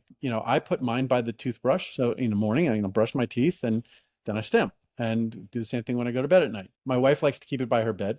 She does it in bed, and that's what I generally tell people. Now there have been certain indications that we've studied. Like, for example, we studied gastroparesis, and it does seem to have benefits for gastroparesis. We did some work with a great researcher out at Stanford. We also originally did work at the University College London with the department chairman there in the gastroenterology department. His name is Owen Epstein, published that data. It's out there.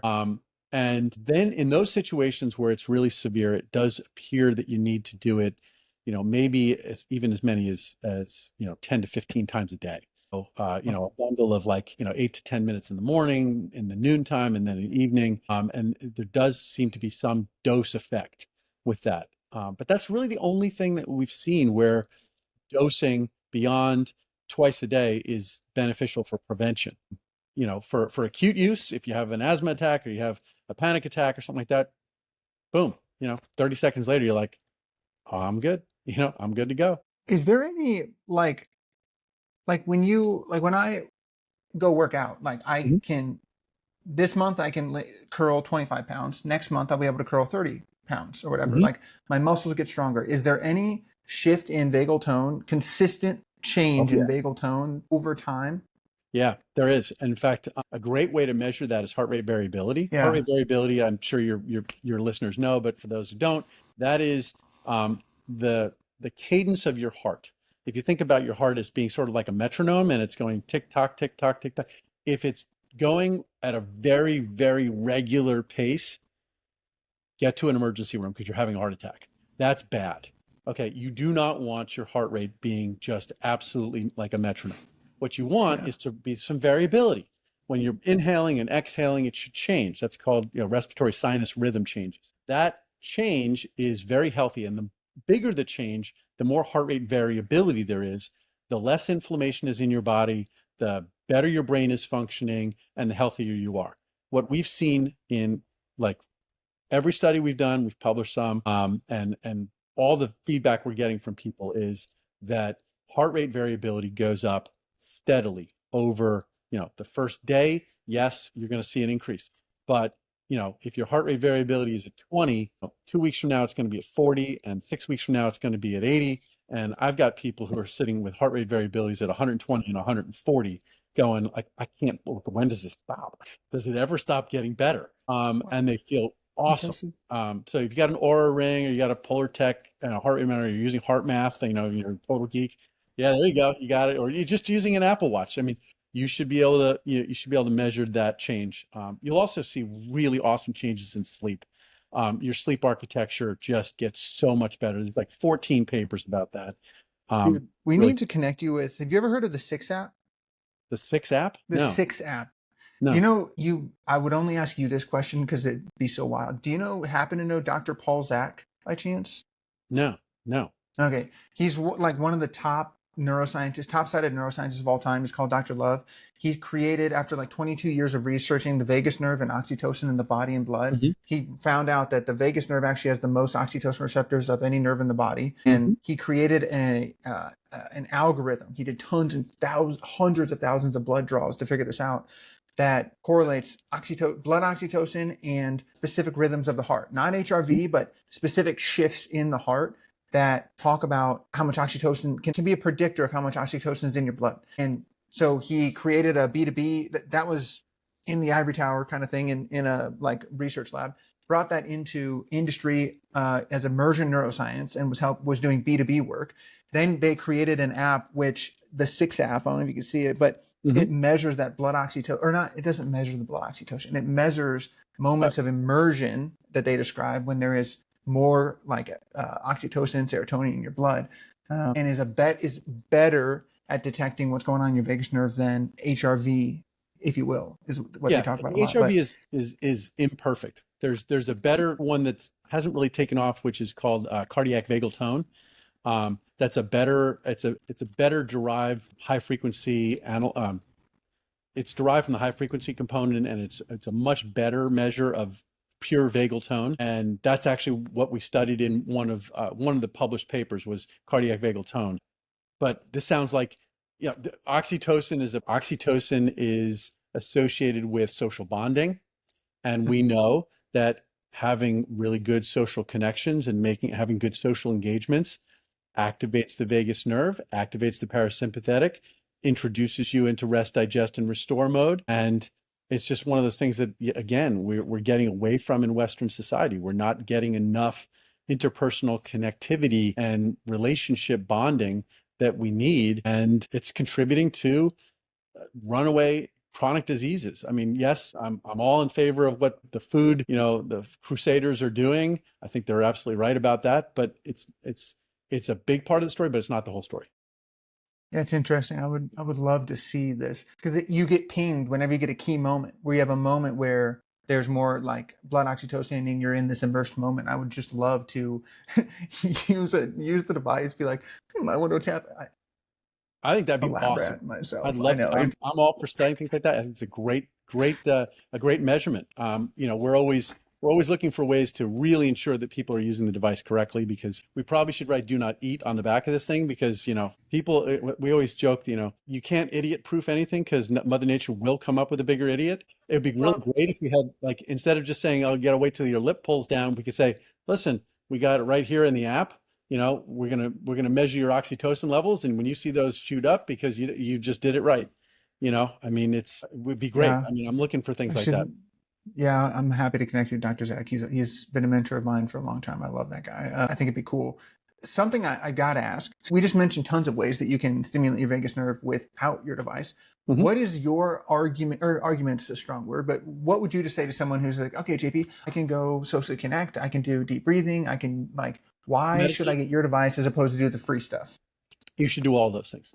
I mean, honestly, there's no maximum amount of vagus nerve stimulation that you should try to stay under. I'm going to tell you that if you've got the time to meditate for 2 hours and do yoga and deep breathing exercises, and you're going to become like Wim Hof's, study partner or whatever, and you're going to do all the things that it takes to have that great diet, that great sleep, all those things, then you don't need this. You don't need it. You don't need our device.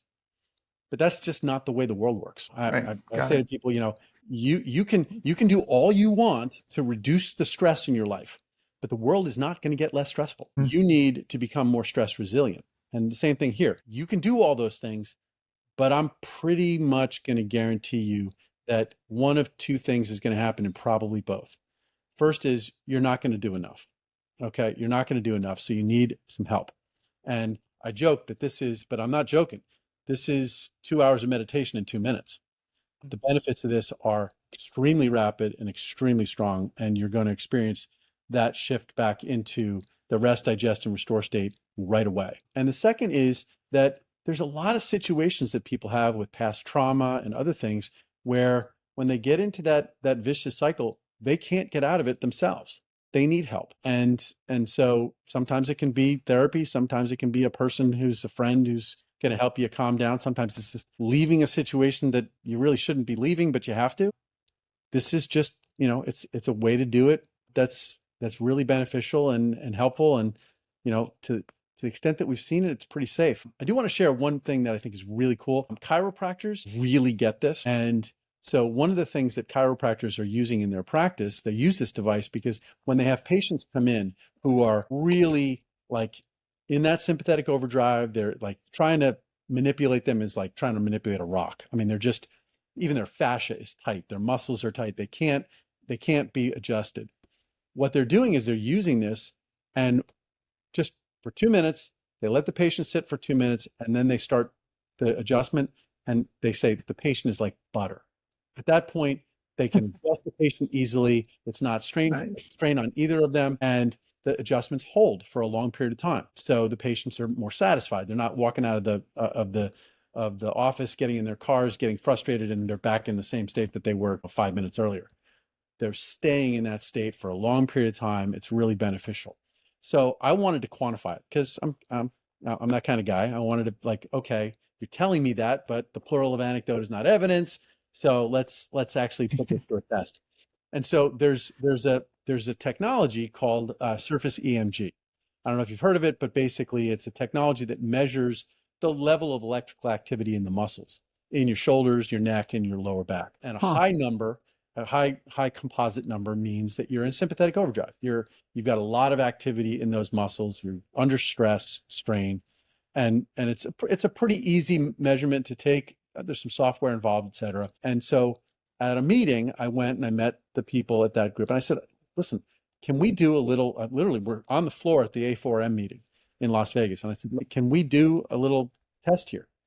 And they had a model there. I mean, it was a model in a room filled with 6,000 people, and she was wearing nothing but like a surgical drape. So you can imagine that was probably not all that comfortable for her to be basically, almost naked in front of like 6,000 people. So when we measured her surface EMG, up and down her back, she had like a composite score of like 680, and which was super high. And you could just tell by talking with her, she was preoccupied, she was stressed, and so we stimmed her, and we came back 5 minutes later and we measured her again. And I'm watching the technician who's doing this. He's measuring, he's looking at the numbers, and he's looking back at me like, oh my God, going down. We had dropped her from a 680 to a 160. It was like, Jesus. it was like a 75% drop in her surface EMG measurements in 5 minutes.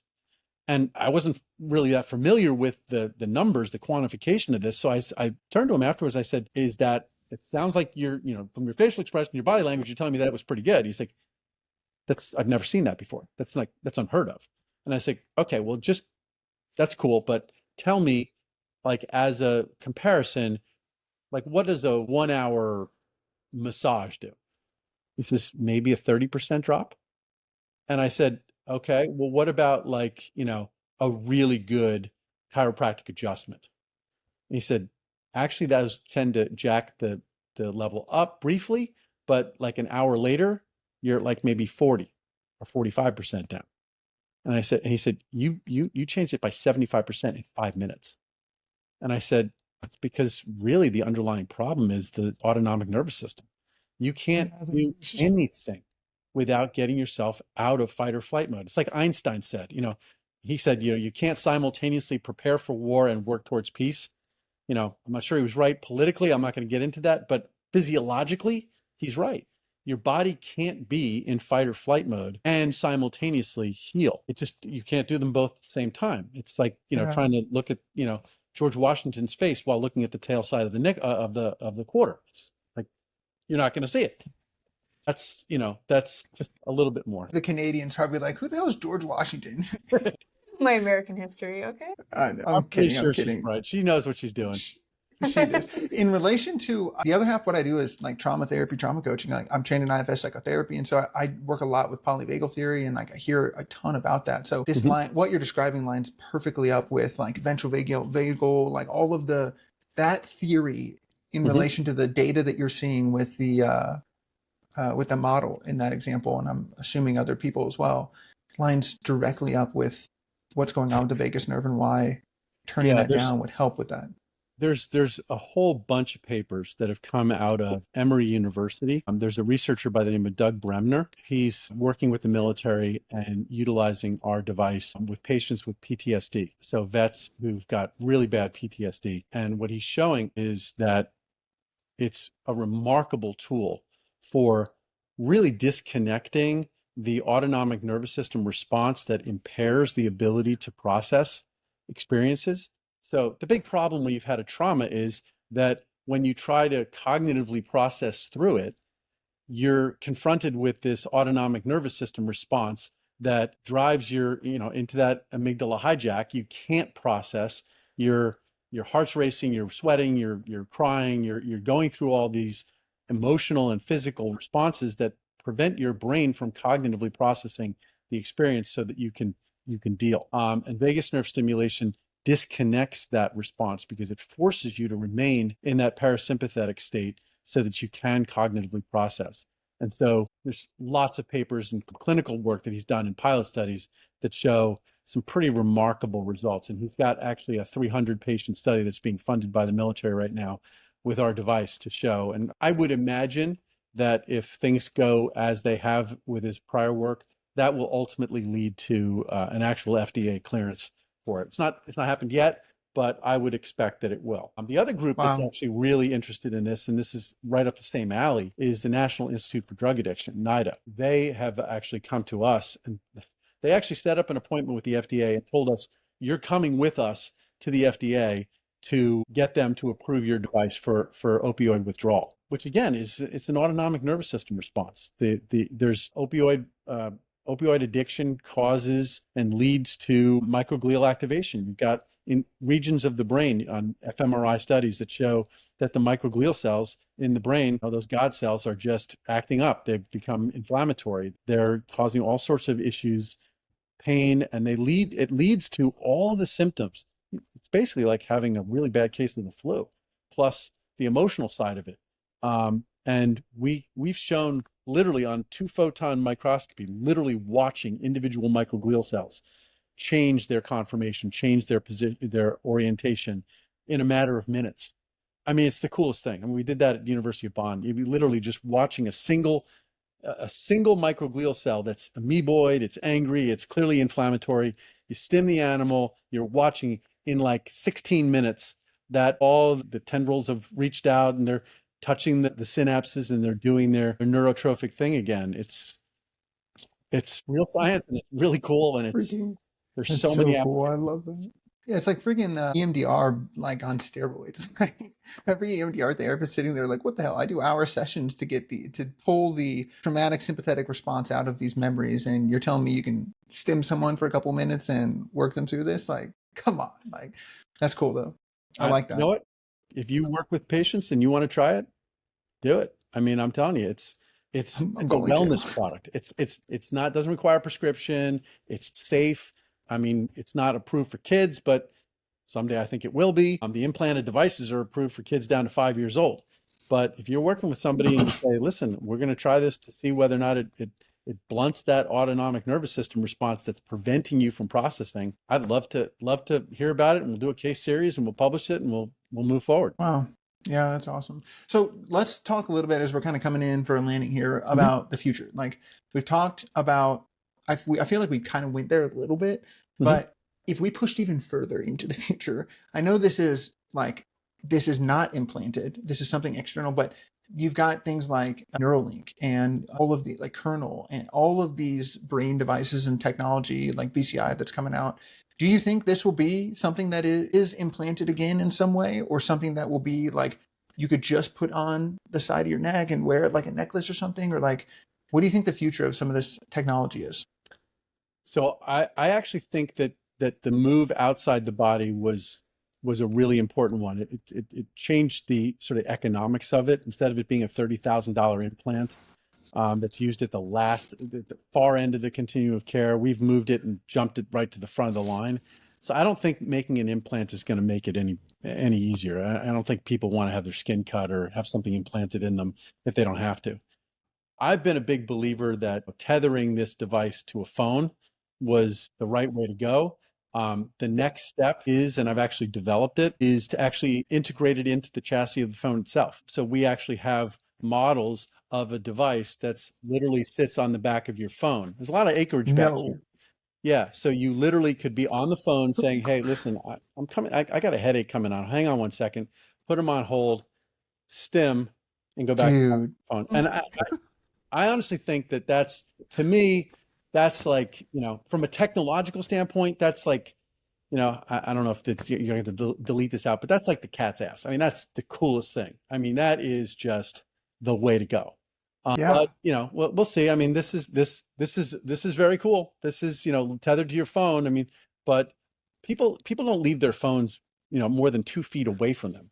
So you're going to have it in everybody's hands everywhere. We do that. And I think that the benefits that it offers everybody makes it something that's worth having on the phone. It's worth putting there. It's certainly worth as much as putting a camera on your phone, and people use that, billions of times a day. I think that's one thing from a technological standpoint. From a science standpoint, I think we're just at the beginning stages of looking to see what it does for aging.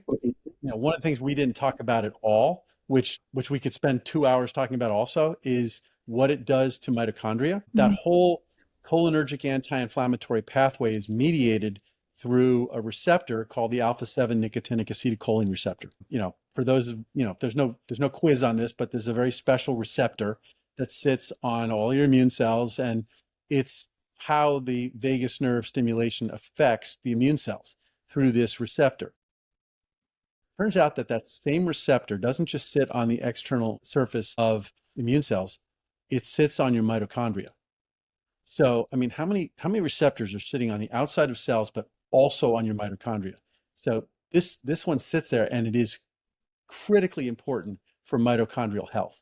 It manages calcium levels inside your mitochondria. It prevents DNA expulsion from your mitochondria that leads to cell death. It is critically important for managing your mitochondrial, function. And we know that mitochondrial dysfunction is at the heart of 95% of diseases that people have. So Wow. I think we're just at the early stages of understanding how that. I mean, there's a whole angle on treating diabetes and metabolic syndrome with this device. That guy out of the University College London said to me, he called me up 3 weeks after we gave him the first device. He said, had our first miracle with your device. And I said, well, what is it? And he said, I have a patient who's been, a diabetic for 10 years on medication, not glucose normalized without medication for 10 years. He's glucose normalized now without medication.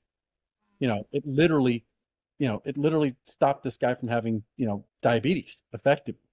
I've seen that happen dozens of times because it restores it lowers the inflammation, the metabolic inflammation that's leading to insulin resistance and glucose intolerance. I've written book chapters on this. It's a very cool aspect of this. I honestly think this is ultimately going to be like vitamin I.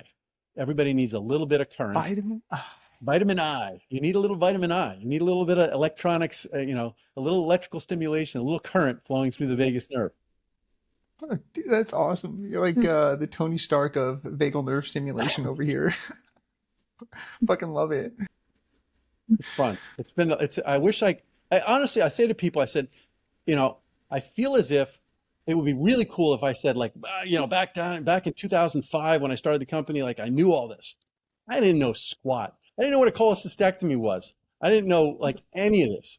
This was all just discovered along the way. And just, as Isaac Newton said, if I've seen so far, it's because I've stood on the shoulders of giants. I mean, Kevin Tracy and Chris Shura and Stephen Porges with polyvagal theory and Bruce Simon, my really good friend who helped develop this, and Peter Statz, who's the head of the Vagus Nerve Society and my really good friend. I mean, all these people have been hugely helpful. But I do feel a little bit like we have the most complicated machines that we've been gifted, the human body and brain. I mean, they're the most complicated machines in the universe, as far as we know. And we have no instruction manual. It doesn't come with like a 1,000,000-page book that we get to leaf through to say, yeah, okay, now I have to fix that, and I can fix that, and no, yeah, that's what that's for, and we don't have that. But I feel like we're trying to build it right now. But I feel as if like a wormhole in space opened up when I got involved in this, and the 1,000,000-page manual fell through a wormhole and landed in my lap. And I got 5 minutes to look at it. And I went, oh my God, this is what that's about. And then the book, like poof, it went away. And I got to read like 4 pages of a 1,000,000-page book, but it's pages that like really showed me something. And I just want to share it with everybody.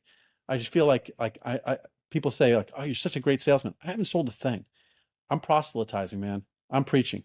I'm trying to get people to see what I got to see, and I want them to, and I just want to make the world a better place. I want to help people. I've always said, like, I started the company, but like 20 years from now, I want to be like the guy who came up with the charity that raised money to distribute this out to everybody. I want there to be 8 billion of these. I want the Sierra Club to call me up on the phone and give me crap because there's an island of these things floating out in the Pacific that's my fault.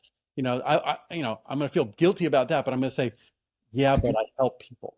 Okay, that's really going to help people. That's what I want. Damn, what a legacy. I love that. I'm hoping. Beautiful time to move into our final 5. So these are kind of the last questions we ask everybody, a little bit more rapid fire, but they're heavy hitters. Yeah, they're heavy hitters. And the first one, being someone who loves to be asked great questions, I'm curious to hear your answer. But the first one is, what's a question you wish you were asked more? Boy, that is a tough question. I'll tell you, I wish people asked the question, how does it work? Not just what does it do, but how does it work? The best question I get is when I talk to integrative medicine doctors. I love it because they'll walk out into the meeting and they'll say, okay, first thing I want you to do is tell me what it does and what you got labels for. And then tell me what it really does. Tell me how it works. And that's, to me, that's the question I want people to ask. How does it do what it does? That's the cool question. We dove in that today, so hopefully you enjoyed. I did. Okay. Now for my question, what's an important truth that most people would disagree with you on? I think we tackled it at the beginning with vaccines. I think both sides of the vaccine debate are going to be a little pissed at me. But again, I'm going to say, not anti-vax. Vaccines are one of the greatest discoveries and greatest achievements of human medicine, but they are not a free lunch. They do have consequences, and we have to be respectful of that. And I think we've discovered some of them. And we need to be open to it. We need to be scientifically honest. Beautiful. I love that. What the next question is, what is a connection that would be super helpful to you outside of someone just giving you money or partnership? Outside of a partnership, like I'm always looking for people to do research with me.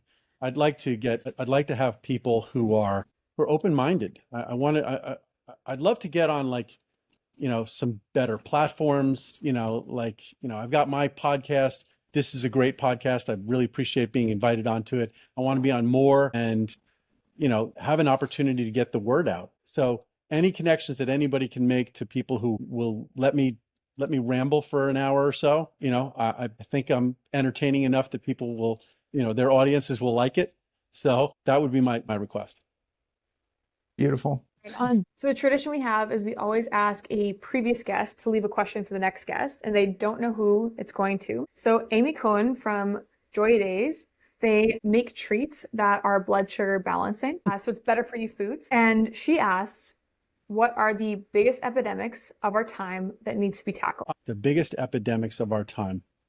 I think there's no question that aging is the greatest epidemic of all time. As somebody, I'm trying to remember who said it, it's like, we all have a family history of aging. And so I think that it's a pretty amazing time to be alive. I think Ray Kurzweil, I think people know who he is, but he's the Google futurist who's involved in AI, et cetera. He always talks about the fact that you need to live long enough to live forever.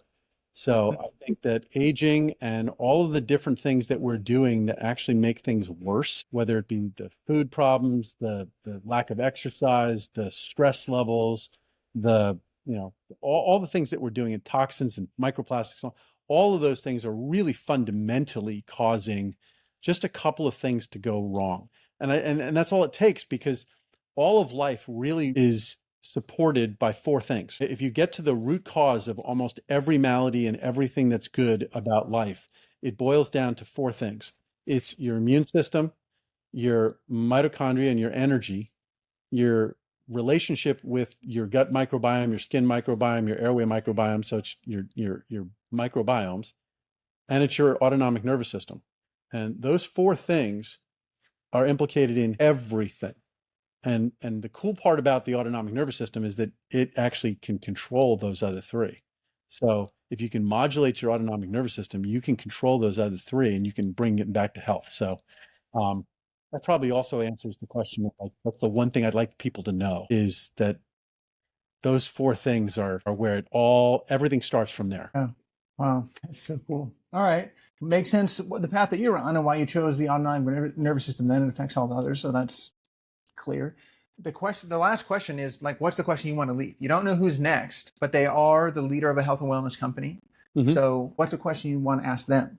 It's kind of a touchy-feely one, I guess. It's how are you going to ensure, or what are you going to do to make certain that after you've monetized this, after you've made it profitable, how are you going to get it to everybody? What are you going to do? Ooh.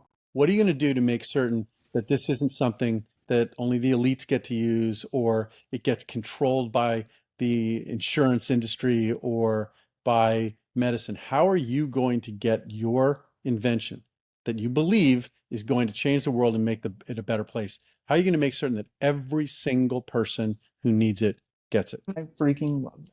The founder of Square, the little device that, like, you can slide your credit card through, has a quote where he says, "It's not an innovation if poor people can't afford it," because that's his, like, he believes the same thing that you just said. So I love that mentality, and I bring it to everything I try to think about as well. So that's beautiful. I love that question. I can't wait to ask that. Oki might have to add that to the final question, like, every time. Like, that's a good one. Cool. I'm glad you like it. Hell yeah. Cool. Well, thank you so much for taking time. I know we went a little bit over here. I blacked out a little bit. I was just so zoned in. Speaking of hippocampal cells. I love so many golden nuggets. I'm mind blown. I'm going to go down very many rabbit holes after this conversation. So thank you for all of your knowledge and wisdom. That was brilliant.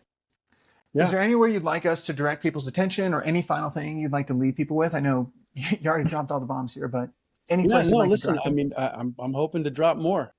There's the three biggies are, I'm on Instagram as the VNS guy. It's the VNS guy. So it's pretty easy. And I'm also, jperrico.com. Although that's, less of a thing, but I would, ask people to buy the book. If what you were interested in, and we get into epigenetics, and we get into, how the brain develops, we didn't talk about reproductive health and how, listen, I mean, there's a lot of people out there who are having kids that are having difficulty having kids.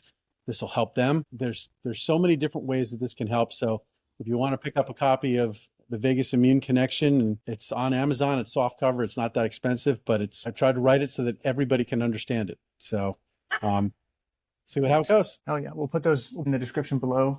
And the Health Upgrade podcast. Obviously, we got to give a shout out to that. So I know on your podcast, and everybody should, check yours out because it's a great one. But if they're interested in hearing more from me and Dr. Habib, who's my co-host, come on over and check that one out too. Yeah, I'm gonna check it out. I'm gonna check it out for sure. So we'll put all of that in the description.